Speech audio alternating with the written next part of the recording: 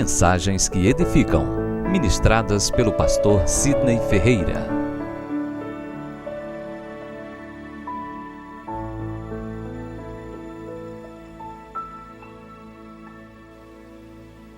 Bem, amados, venham convidar a igreja nessa manhã a abrirmos a Bíblia no Evangelho de João, capítulo 6, do versículo 1 ao versículo 15. Estive meditando nessa palavra ainda essa manhã. Ontem estivemos em uma cruzada à Barragem Leste, e foi uma bênção. Deus fez maravilhas naquele lugar. Estivemos ministrando a palavra, e antes de 5 minutos eu estava um tanto apreensivo no altar, porque estava ainda em dúvida em relação a 3 palavras. Às vezes isso acontece. Então você tem 3 palavras na mente. Alguns irmãos estão confirmando. 3 palavras na mente e diz: meu Deus. Aí eu me lembrei do pastor Thomas William Fodron, meu reitor. No início do seminário, quando eu ainda não cuidava de congregação, eu viajava com ele. Ele ia pregar, eu o acompanhava, levava a sua mala, sabe, com muita satisfação. Levava a sua mala com os CDs e DVDs, livros escritos por ele. Fazia isso com muito amor. E eu disse: pastor Thomas, o senhor vai pregar sobre o que hoje? Ele é gringo, canadense. Ele disse: eu ainda não sei. Eu: pastor, como assim? E o esboço? Eu não tenho esboço. E como é que o senhor vai fazer? Aí ele disse: hoje eu me preocupo mais com as pessoas do que com papel. Eu guardei aquilo, só experiência para ensinar o que ele estava querendo me dizer. E eu me vi nessa situação, né, com 3 mensagens, faltando 5 minutos para a palavra ser me concedida, e aquela apreensão: meu Deus, meu Deus, meu Deus. E no último instante, o Senhor foi misericordioso e nos usou para a honra do seu santo nome. E eu louvo a Deus por isso, e eis a importância de estarmos na dispensação da direção de Deus. Essa manhã eu estive meditando sobre esse texto que será agora ministrado e compartilhado com toda a igreja. E eu gostaria de convidá-los a reverenciar as palavras que estão escritas, porque são palavras vivas e produz vida. Assim está escrito, versículo 1 ao versículo 15, capítulo 6 do Evangelho de João. Depois destas coisas, atravessou Jesus o mar da Galileia, que é o de Tiberíades. Seguiu numerosa multidão, porque tinha visto os sinais que ele fazia na cura dos enfermos. Então subiu Jesus ao monte e assentou-se ali com os seus discípulos. Ora, a Páscoa, a festa dos judeus, estava próxima. Então Jesus, erguendo os olhos e vendo que grande multidão vinha ter com ele, disse a Filipe: onde compraremos pães para lhes dar de comer? Mas dizia isto para o experimentar, porque ele bem sabia o que estava para fazer. Respondeu-lhe Filipe: não lhes bastaria 200 denários de pão para receber cada um o seu pedaço? Um de seus discípulos, chamado André, irmão de Simão Pedro, informou a Jesus: está aí um rapaz que tem 5 pães de cevada e 2 peixinhos. Mas isto que é para tanta gente? Disse-lhe Jesus: fazei o povo assentar. Pois havia naquele lugar muita relva. Assentaram-se, pois, os homens em número de quase 5.000.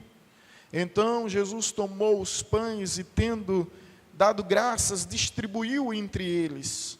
E também igualmente os peixes, quanto queriam.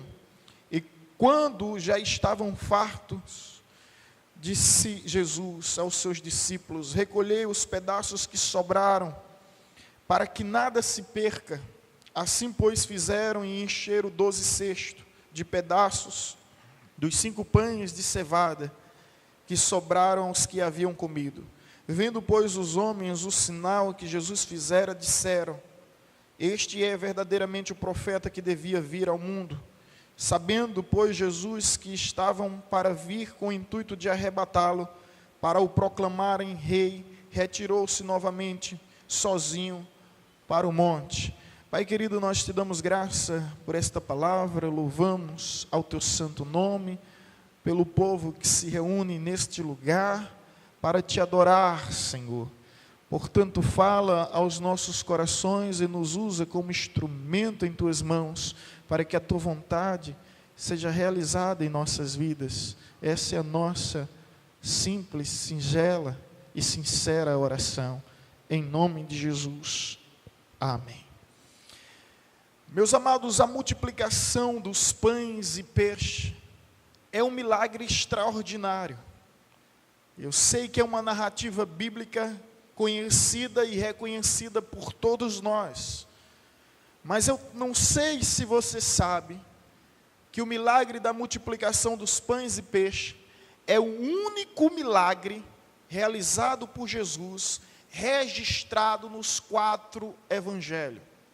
São Mateus, São Marcos, São Lucas e São João fizeram questão de mencionar em seus evangelhos esse milagre operado por Cristo Jesus. Logo, nós atribuímos uma atenção melhor e maior, porque algo, obviamente, eles quiseram nos passar. E percebemos que entre os 4 evangelhos existem algumas observações específicas e peculiares. Por isso, é bom conhecer os 4 evangelhos, ou melhor, os 4 textos que falam sobre a multiplicação dos pães e dos peixes. Milagre que mostra a provisão do Senhor em situações adversas, em situações caóticas. Talvez eu esteja diante de pessoas que estão precisando de um milagre da multiplicação, seja na sua renda, seja na sua vida financeira, seja na sua vida emocional. Você está precisando que Deus venha multiplicar o gozo, a alegria, a paz, não sei. Seja até mesmo na sua vida espiritual, multiplicar os dons, assim como multiplicou os talentos. Fato é que nós servimos a um Deus que multiplica. Quantos creem nesse Deus que multiplica? Deus multiplica. E queridos, eu estive observando esse texto e pedindo direção a Deus sobre o que poderia compartilhar com os irmãos nessa manhã. Confesso que pensei em falar sobre a multidão, porque é interessante que essa multidão se esforça para ir ao encontro de Jesus. E a Bíblia diz que sobre Jesus se aglomerava multidões provenientes e advindas de diversas cidades, diversos povos. Então pensei em falar sobre essa multidão que atravessaram o mar da Galileia, uma multidão que subiu ao monte, que foram ao deserto solitário, porque o milagre é ocorrido justamente em um monte localizado no deserto, que para atravessar precisava ultrapassar o mar da Galileia. Uma multidão que permanece até o anoitecer, ao ponto de que um dos apóstolos diz: Senhor, despede a multidão, que já está tarde, já está anoitecendo. Uma multidão, sabe, completamente envolvida em Cristo Jesus, buscando Jesus. Então, poderíamos falar nessa manhã sobre o esforço dessa multidão, que se anteciparam e chegaram nesse lugar antes de Jesus. No entanto, nós percebemos também que apesar de todos os esforços, existiam interesses na multidão. Se aproximaram de Jesus para contemplar os sinais, para receber os milagres, para que de uma forma ou de outra viessem a ser favorecidos e beneficiados. Não é diferente dos nossos dias, que pessoas vêm ao culto somente para receber e nunca para oferecer. Pessoas vêm ao culto para assistir e nunca para cultuar. Não é diferente da nossa época, onde as pessoas procuram um Cristo curandeiro, um Cristo milagreiro, e não procuram um Cristo salvador e Senhor de suas vidas. Essa multidão foi abençoada, eram 5.000 homens. Antigamente não se contava as mulheres, nem as crianças. Suponhamos que cada homem fosse casado, então nós tínhamos 10.000 pessoas. Olhe que judeu gosta de filho, de fazer filho. Naquela época não tinha televisão, não tinha rádio. Então eles faziam filho. Amigué, adoidado. Então, imagine, mas vamos imaginar que cada casal tivesse no mínimo 2 filhos. Então nós estamos aí diante de um público aproximadamente de 20 mil pessoas, que se aglomerava em torno de Jesus, mas por puro interesse. Desfrutaram do milagre. A Bíblia diz que os pães se multiplicaram, os peixes se multiplicaram ao ponto que eles se fartaram. Só que eles fizeram uma alusão à época de Moisés, onde o maná caía do céu. E eles pensaram consigo mesmo: vamos deixar de trabalhar, vamos viver ociosamente, seguindo esse homem, ouvindo boas palavras, nos deleitando no Evangelho, sem precisar suar para comer. Ao ponto que nos capítulos posteriores, Jesus vai dizer: eu sou o pão da vida.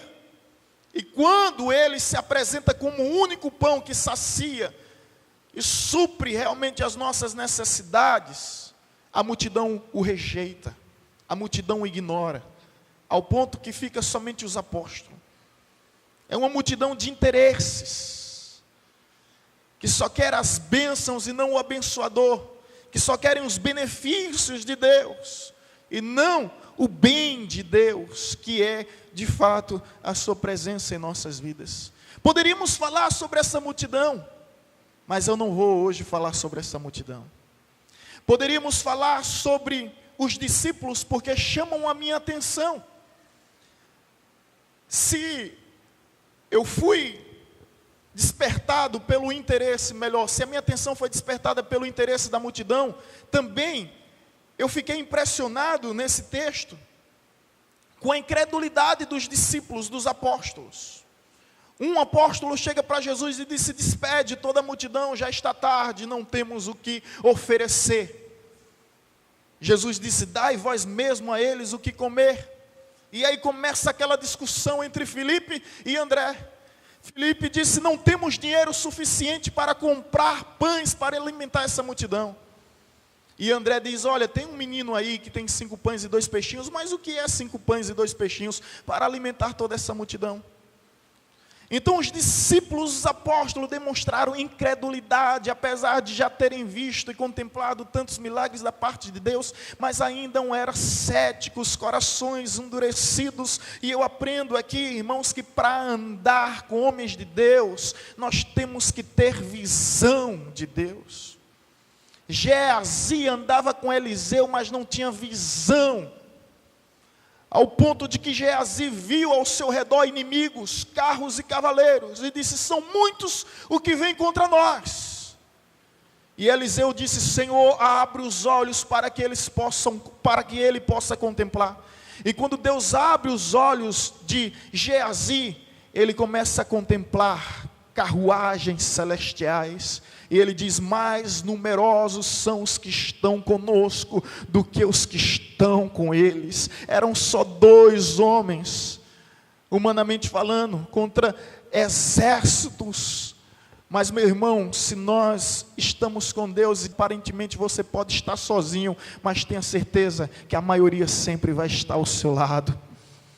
Portanto, a minha oração nessa manhã é que o Senhor abra os nossos olhos,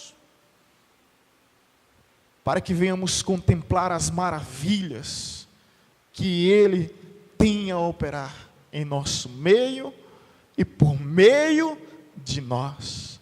Infelizmente andava com Jesus, mas não tinha visão.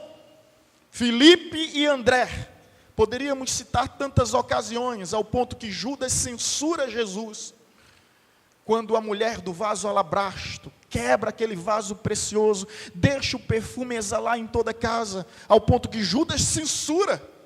Judas disse: era melhor pegar esse vaso, vender e distribuir entre os pobres.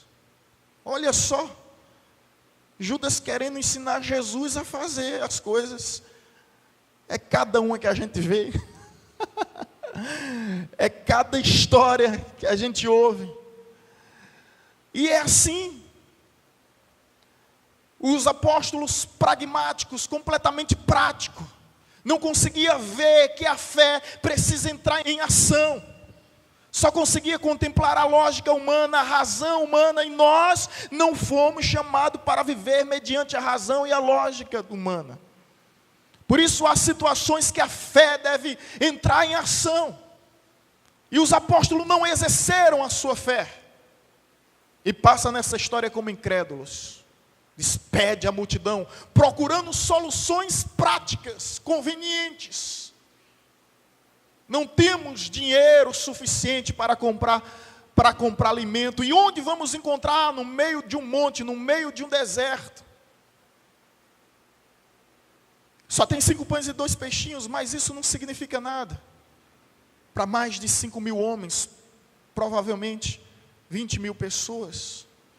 Mas eu não vou falar sobre as incredulidades dos apóstolos. Já falando, mas não vou me aprofundar. Pensei em Jesus. Que lições extraordinárias nós podemos extrair da parte de Jesus, porque a Bíblia diz que ele procurou um lugar solitário, por isso que ele atravessou o mar da Galileia, subiu no monte, um monte que se encontrava no deserto, tudo para descansar, que se encontrava exausto, completamente exaurido, e a Bíblia diz que os apóstolos não tinham tempo nem para comer, porque atendia dia e noite e dia toda a multidão. E a Bíblia nos diz, quando Jesus soube que uma multidão via ao seu encontro, ele simplesmente atendeu a multidão com compaixão, porque viu ovelhas desgarradas sem pastor. Poderíamos falar aqui da compaixão de Cristo, porque o milagre ocorre justamente porque ele teve compaixão de nos atender, apesar de estar completamente cansado. Por isso que eu imagino que os discípulos estavam indignados. Será que a gente não tem repouso, descanso? Mas Jesus mostra compaixão em atender, e mais do que isso, compaixão em suprir, compaixão em prover, praticamente do nada, algo completamente impossível aos nossos olhos. Porque Jesus pega 5 pães, 2 peixinhos, sacia as necessidades de todos, ao ponto de se fartarem. O pessoal dali sai ali arrotando, irmão, passando mal, nunca viu tanta comida na vida. Verdade é essa. Sai fartos, bastados. A verdade é essa. Poderíamos falar da compaixão de Jesus, de atender, de suprir. Poderíamos falar da organização de Jesus. Para que o milagre aconteça, precisamos organizar a nossa vida, porque o milagre não acontece aleatoriamente, nem por acaso. Vai analisar, porque o milagre teve um motivo, teve um propósito. Jesus disse: mande a multidão se reunir em 100 grupos, em 50 grupos. Assim como Elias, antes de pedir ao Senhor que derramasse fogo do altar, ou melhor, fogo dos céus sobre o altar, ele restaurou o altar. Jesus organiza a situação. Que lição de administração. Separa em grupos, grupos de 100, grupos de 50, para facilitar a sua execução. Se você é funcionário, profissional, seja qual for a área, você sabe qual a importância da organização, da administração, para que haja uma execução bem sucedida. Então se reuniram de 100, de 50, distribuíram os pães e peixes, todos comeram, todos se fartaram, ao ponto que sobraram. E o que é que Jesus faz da sobra? A Bíblia nos diz que Jesus manda recolher aquilo que sobrou, porque Jesus abomina todo tipo de desperdício. Que lição de administração. Olha só, Jesus aqui já estava nos dando lição de sustentabilidade. Vamos reaproveitar tudo, nada se perde. E os apóstolos foram lá e recolheram o que realmente sobraram. Mas eu não quero falar sobre Jesus. Então vocês entenderam. Não quero falar da multidão, não quero falar dos apóstolos, não quero falar de Jesus. E pastor, sobre o que o Senhor quer falar? Sobre um herói anônimo que aparece nessa história. Anônimo, porque o seu nome não é mencionado. E esses dias eu conversando com o Janderson num gabinete pastoral, ele me dizia: pastor, as pessoas procuram créditos em tudo que fazem. Elas querem ver seus nomes lá citados. O nome desse rapaz não é citado nem mencionado. Mas o milagre é realizado por causa de um ato de fé. Abnegado. Um altruísmo filantrópico que leva um menino a olhar para os outros e se compadecer dos demais. Nessa história desse garoto tão extraordinária, a Bíblia não cita realmente o seu nome, mas João é o único apóstolo que faz questão de mencionar a sua participação, sem a qual, obviamente, não haveria esse milagre. A multidão seria despedida, dispensada, e voltaria para a sua terra, voltaria para o domínio onde Herodes explorava e excluía, porque eram pobres. Os pães aqui são pães de cevada, que eram pães comuns. Era o pão do pobre. E esse garoto nos ensina lições extraordinárias e nos leva a um entendimento do que Deus pode fazer através de nós. E a primeira lição que eu aprendo com esse garoto, meus irmãos, é que Deus, Ele usa pessoas. É que Deus usa pessoas. E as pessoas que Deus usa é sem distinção, é sem preconceito, é sem discriminação, é sem acepção. Deus usa pessoas. Com isso eu quero dizer que você pode ser usado por Deus a qualquer hora, em qualquer lugar. Basta tão somente você viver com um coração voluntário e disponível. Os apóstolos não tiveram a fé que esse menino teve. Quando Jesus disse: dá-lhe vós mesmo de comer, eu imagino que a multidão ouviu isso. Os apóstolos disseram: é impossível. Mas aquele garotinho tinha 5 pães, 2 peixinhos, que poderia pensar: o que eu tenho é suficiente somente para mim. São 5 pães de cevadas. Então nos leva a crer que o garoto de fato era pobre, tinha família. Provavelmente aqueles pães ele ia partilhar com os seus familiares, com o irmão, com o pai, com a mãe. Não sabemos exatamente. Mas a verdade é que ele não reteu somente para si. Ele distribuiu, ele partilhou, ele compartilhou o que tinha.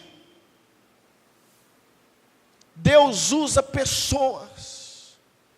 A Bíblia diz que uma escrava judia foi usada por Deus, e o nome dela não é mencionada, para dizer Naamã, o comandante, grande general de guerra, conquistador de povos e de territórios, para dizer que em Israel ainda há profeta de Deus, e que os profetas de Deus poderiam curá-lo. A gente às vezes esquece dessas pessoas, desses anônimos da fé, desses heróis que nunca fizeram questão de terem seu nome supracitado nos textos sagrados. Mas sem eles os milagres não aconteceriam. Deus usa pessoas, e saiba, meu irmão, que você pode ser uma pessoa dessas. Deus usa pessoas despretensiosas, pessoas que não querem aparecer, que não querem resplandecer no lugar de Cristo Jesus. E a realidade, infelizmente, em nossos dias, é que nós só atribuímos importância a ministérios visíveis, a ministérios que estão nos holofotes.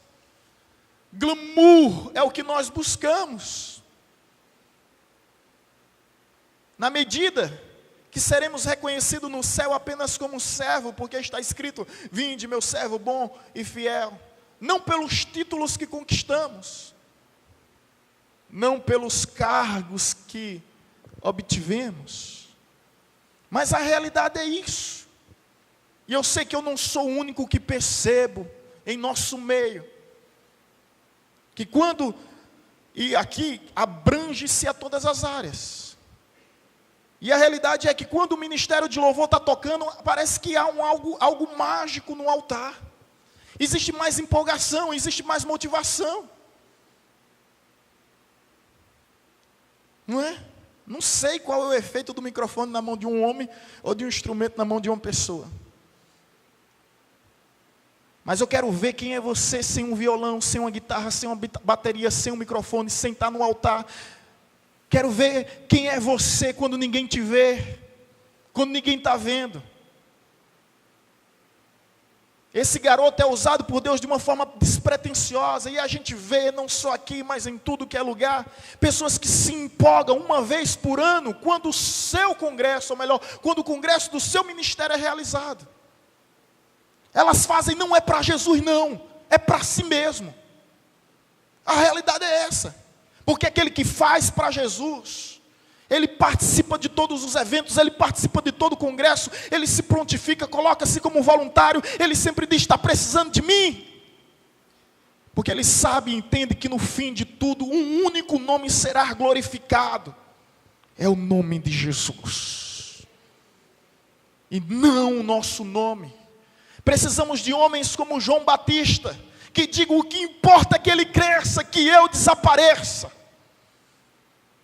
Eu preciso sumir para que ele venha ressurgir. Porque na medida que nós estivermos na frente, irmãos, o nome de Deus não vai ser glorificado. Mas a realidade que me deixa consternado, completamente indignado, estarrecido, é que eu vejo isso. Eu vejo isso. E eu louvo a Deus por pessoas que são anônimas. Que pessoas que nunca vão pegar no microfone, mas vão ter galardão maiores do que muitos pregadores. Pessoas que nunca vão subir no altar, mas nunca deixou de viver no altar.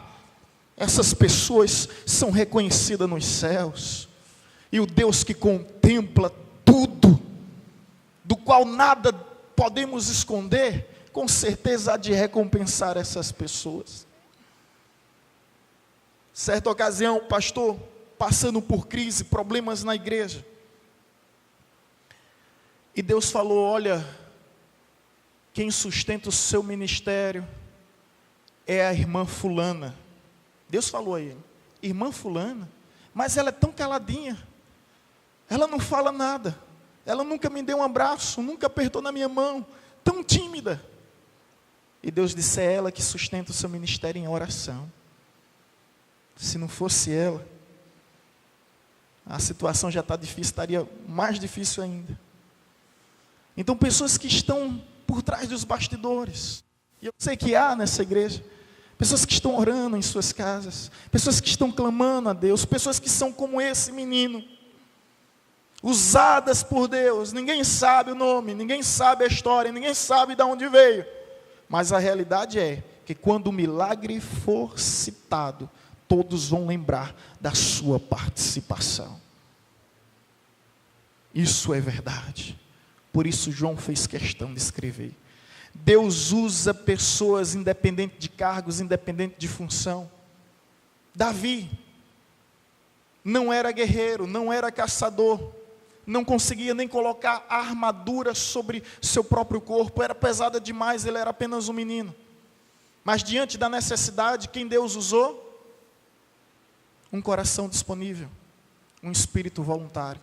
Neemias não era sumo sacerdote, não era levita, não era escriba, não era fariseu. Era apenas copeiro da Pérsia, de um povo pagão, distante da sua terra, mas quando viu a sua terra, viu a necessidade e levantou a mão, eis-me aqui, Senhor. Você entende isso? Que nós não precisamos de cargos, que nós não precisamos de função, que nós não precisamos, ou melhor, que nós não precisamos de títulos.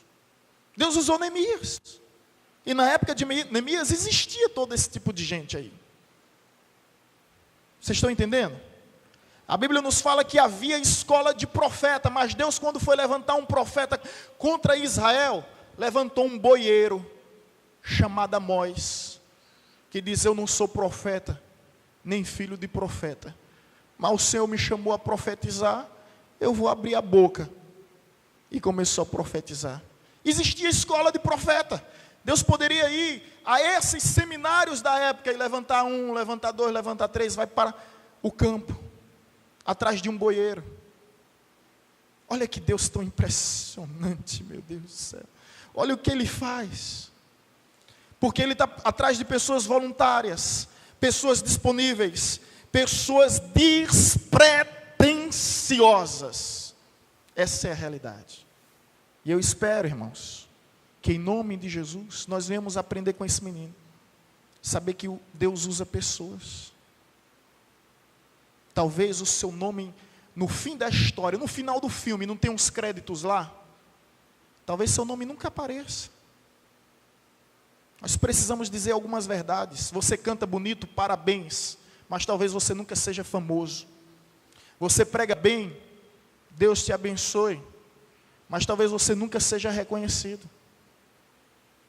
Porque estamos obcecados pela fama, pelo sucesso, pelos aplausos humanos. Então, irmão, a partir de hoje, procura ser participante das obras de Deus. Procura ser um agente do milagre. Está tendo um congresso, está tendo uma conferência, está tendo um evento, se aproxima, você precisa da minha ajuda. Você não é o líder, você não é o vice-líder, mas quem disse que você precisa ser algo? Eu já disse aqui alguma vez, e torno a repetir, essa igreja tem 45 anos, por aqui passou 16 pastores, eu sou o 17º. Se eu perguntar aqui, quantos conhecem, vamos fazer isso, quantos conhecem o pastor anterior? Levante suas mãos, pode levantar, olha aí, olha, a metade da igreja, né? Quantos, o pastor anterior foi o 16º, quantos conhecem o 15º?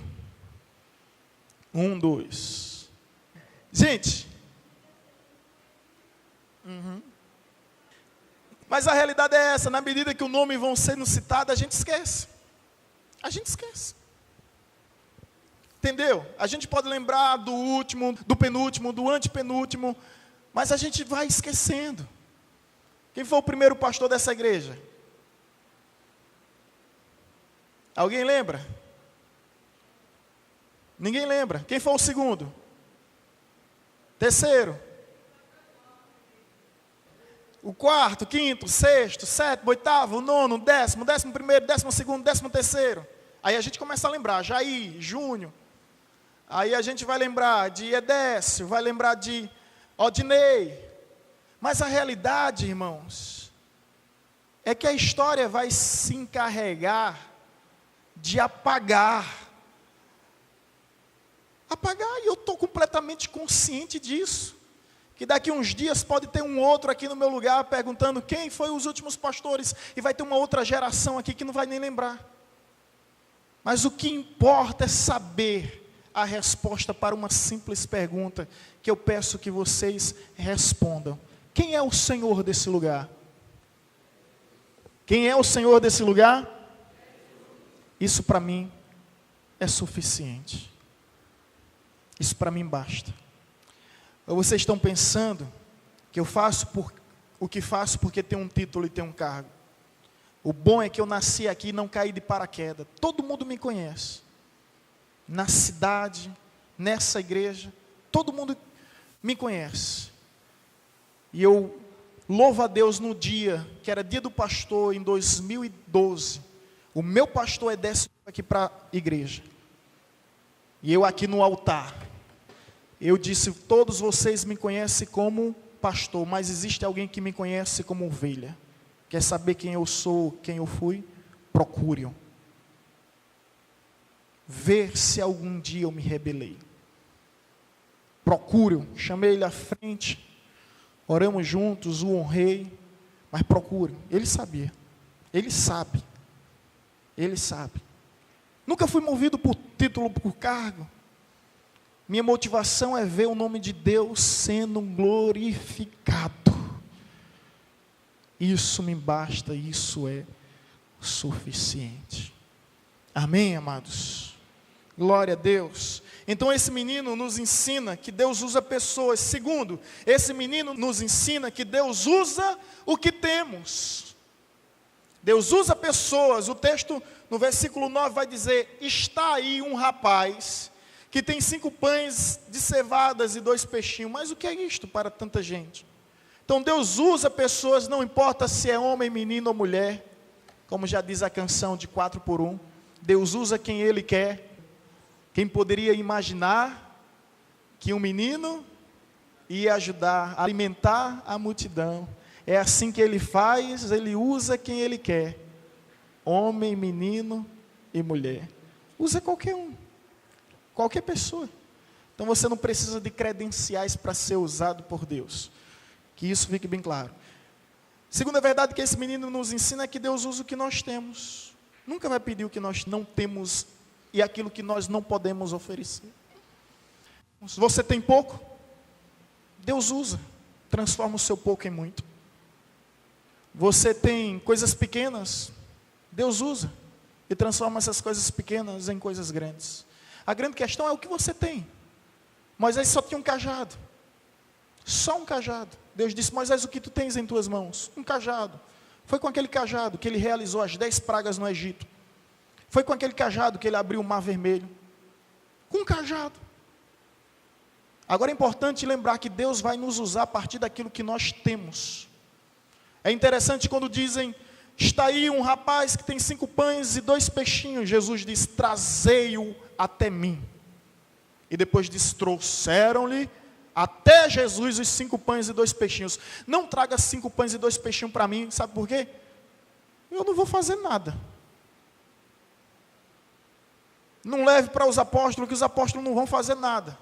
A grande questão é o que nós temos e a quem nós oferecemos o que temos. Os pães e os peixinhos foram oferecidos a Jesus. Então ofereça o pouco que você tem, por menor que seja, mas saiba principalmente a quem você está oferecendo. Porque se de repente você está fazendo o que está fazendo para oferecer o seu trabalho, a sua labuta, para homens, o máximo que você vai receber é louvor de homens. Parabéns, muito bem feito. E olhe lá, que como todo homem é passivo a erro, podemos até esquecer ou ignorar, ou até mesmo não perceber o que você está fazendo. Mas na medida que você faz para Deus, a Bíblia diz que Deus há de recompensar, porque Deus não deve nada a ninguém, nem despede com mãos vazias. Os 5.000 homens, aproximadamente 20.000 pessoas que foram até Jesus, ninguém saiu daquele lugar com as mãos vazias. Amém, irmãos? Saiu com o coração cheio, a barriga cheia de comida, o coração cheio de alegria. Tem coisa melhor, né? Mas a realidade é essa. Deus usa aquilo que você tem. A Bíblia diz que é melhor dar do que receber. É melhor dar do que receber. Mas a verdade é que nós não gostamos de dar. Nós gostamos de receber. Não é verdade? Então parece até uma contradição. É melhor dar do que receber. Sabe por que é melhor dar do que receber? Porque só dá quem tem. E só recebe quem precisa. Eu te pergunto, você quer dar ou você quer receber? Nesse contexto, eu entendo quando a palavra nos diz é melhor dar, porque você tem. O garoto dá, distribui, transfere, doa aquilo que ele tem. E no meio da multidão, ele era o único precavido. Já parou para pensar, 5.000 homens e um garoto precavido no meio dessa multidão? Ele era o único atento, esperto, inteligente. Mas ao mesmo tempo não foi egoísta, avarento, mesquinho. Hoje nós vivemos num mundo em que as pessoas dizem, olha, o que é meu, o que é teu, se você não vigiar, vai acabar sendo meu. Não é? É triste, mas essa é a realidade. Ninguém está disponível a dar. E querido, saiba de uma verdade. Deus disse a Abraão, lá em Gênesis 17, anda na minha presença e sê tu uma bênção. Deus nos abençoa para que nós venhamos abençoar. Você entende isso? Deus nos abençoa para que nós venhamos abençoar. Deus não nos abençoa para que venhamos reter, acumular, guardar tesouro nessa terra onde ferrugem e traça, destrói e corrói e os ladrões roubam. Então, se você está prosperando, você está crescendo, louvado seja Deus, mas aprenda também a repartir, a partilhar. Saiba que o interesse de Deus em te abençoar é para que você abençoe outros. Você mora distante da igreja, vem de carro, vê o vizinho do seu lado, vindo de ônibus, a caminho da igreja, você não precisa parar o carro, fazer uma oração, Senhor, é da tua vontade que eu dê uma carona, a irmã fulana, a irmã cicrana? Aquele que sabe que deve fazer o bem e não faz é pecador. Peca.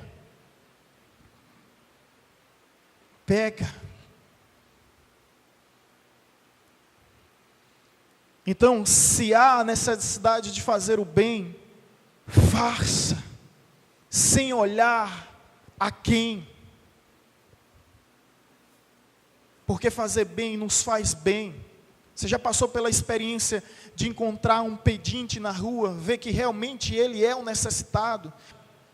Você já teve essa sensação de colocar a mão no bolso, na carteira, tirar uma cédula e ali abençoar, até mesmo com almoço, até mesmo com lanche? Que sensação tão agradável isso nos provoca. A gente se sente bem. Eu creio que o mais feliz nessa história toda não foram os apóstolos, não foram os 5.000 homens, a multidão de pessoas que existia, mas esse garoto, porque ele tinha certeza de que foi usado por Deus, como instrumento do bem, como instrumento e agente de milagre. Deus usa o que você tem. Agora olha para mim, o que é que você tem? Vamos colocar o que nós temos diante do Senhor?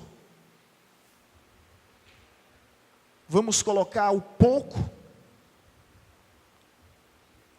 que temos diante do Senhor? Vamos acreditar que Ele é poderoso para fazer uma multiplicação em nossas vidas, que não faltará farinha na panela, nem azeite na botija, que as eiras se multiplicarão de trigo, e os lagares serão fartos de uvas. Vamos crer. Deus aqui está com o coração completamente despretensioso, abnegado. Aqui está diante de ti. Colocar diante de Deus o pouco para que Ele venha fazer um milagre e que nós venhamos ser agentes desse milagre. A conclusão dessa história nos mostra que Jesus mandou recolher aquilo que sobrou. Escuta só. Aquilo que colocamos nas mãos de Deus, no altar do Senhor, sempre sobra. Sobraram 12 cestos. Não pense que foi por uma casualidade, aleatória. Não foi. Os números na Bíblia são simbólicos. Sobraram 12 cestos. E eu imagino Jesus pegando cada um daqueles cestos, dizendo: toma, Felipe. Pega o outro, toma, André. Pega o outro, toma, Tomé. E os 12 apóstolos, cada um ficaram com o seu cestinho. A Bíblia diz que eles ficaram perplexos, perturbados, atônitos, impressionados, bestificados com o milagre que aconteceu. Não entenderam nada, porque transcende a lógica, transcende a razão. Milagre é milagre, não precisa de explicação. A ciência pode explicar, através da história, a existência do cesto, através da arqueologia, seu formato, seu tamanho, pode explicar, mas a ciência jamais poderá explicar como ocorreu o milagre. A Bíblia nos diz que eles saíram com 5 pães e 2 peixinhos, logo após Jesus ter abençoado. Olha para mim, querido, observe isso. Jesus pega os 5 pães e 2 peixinhos, ora, abençoa, mas não pense que aconteceu assim, de transbordar logo tantos pães e peixes. Não pense que Jesus puxou uma varinha mágica, né, da sua estola, e ali colocou pim, pim, pim, pim, pim, pim, e de repente, vários pães e peixes. O milagre vai acontecendo na medida que eles vão acreditando, confiando na palavra daquele que disse: dai vós mesmo que comer. O mar não se abriu para o povo passar. O mar foi se abrindo na medida que o povo foi passando. Era um passo e o mar se abrindo. É interessante quando Jesus cura os 10 leprosos. Você já observou isso? Jesus disse: olha, vá e mostra aos sacerdotes que vocês estão limpos. A Bíblia diz que eles, obedecendo a palavra, no meio do caminho, olharam um para o outro e perceberam que estavam limpos e purificados. O milagre acontece na medida que nós vamos obedecendo e vivendo a palavra profética que foi liberada sobre as nossas vidas. Se você for esperar o mar se abrir para você atravessar, você nunca vai chegar do outro lado. Você precisa dar o primeiro passo.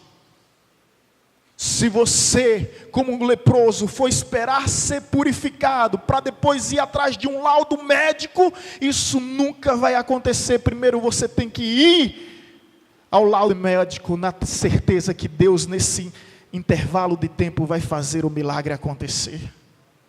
Se você for esperar que os pães apareçam no seu cestinho, que os peixes se multipliquem no seu cestinho, você nunca vai conseguir alimentar a multidão.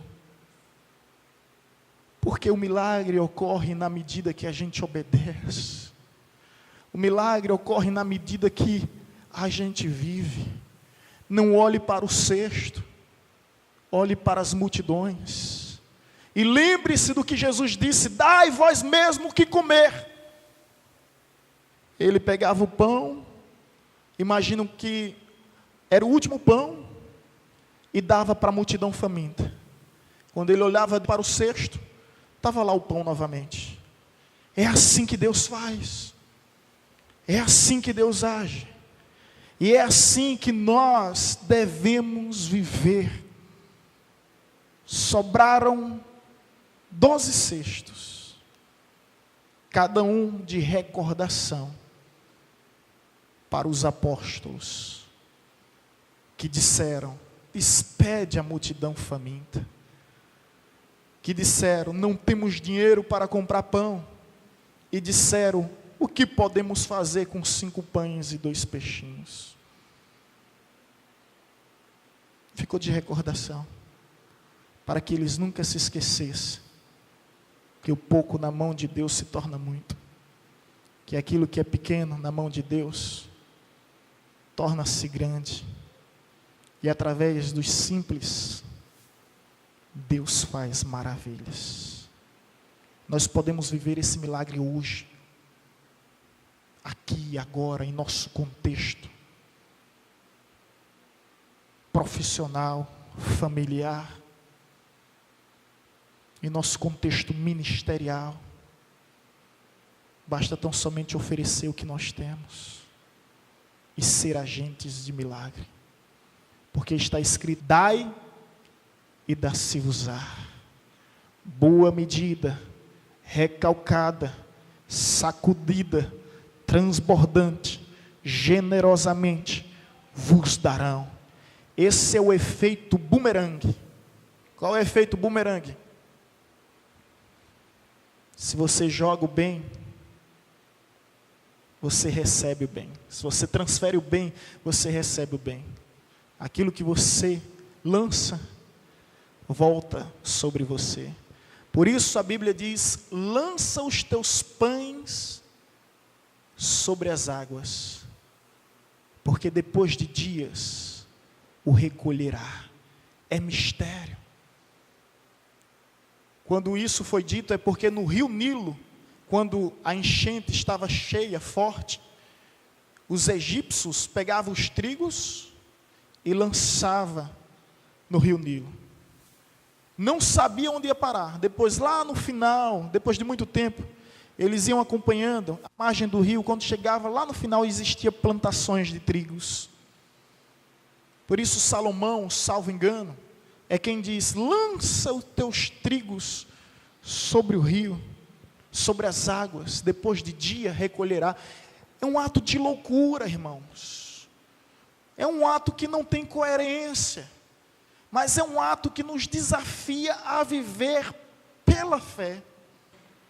Aprenda a distribuir, aprenda a compartilhar. Sabe por quê? Porque o bem que você faz sempre volta para você. Seja você um agente de milagre, e eu espero, da parte de Deus, que essa mensagem tenha tocado no seu coração, e que você saia daqui ciente, com duas verdades: Deus usa pessoas a partir do que elas têm. Deus usa pessoas e usa o que você tem. Amém, amados?